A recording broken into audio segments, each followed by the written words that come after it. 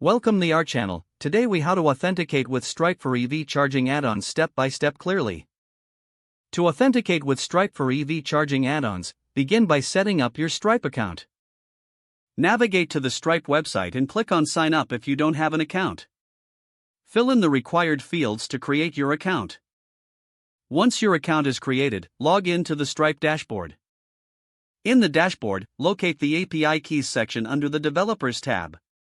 You will find both the publishable key and the secret key. Copy the publishable key for your front-end application. Next, copy the secret key for your back-end server configuration. Ensure your development environment is prepared for HTTPS communication. In your back-end server, install the Stripe library according to your programming language. For Node.js, use the command npm install Stripe. Import the Stripe library into your backend code. Initialize the Stripe object using your secret key.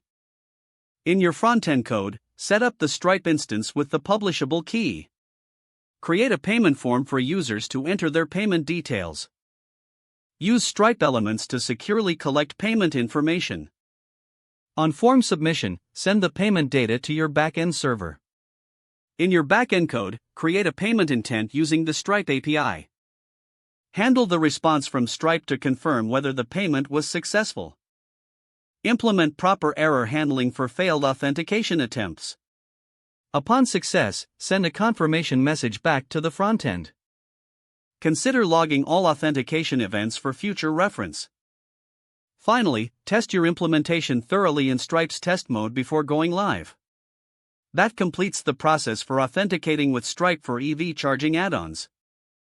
If the page does not load, refresh the browser or try again in a private or incognito window. Make sure you are using the correct email address, then retype it carefully to avoid small typos. If your password is not accepted, use the reset option and create a new strong password you can remember. Check your spam folder for verification or security emails, then complete any requested confirmation steps. Don't forget to like this video and subscribe to our channel for more step-by-step tech guides.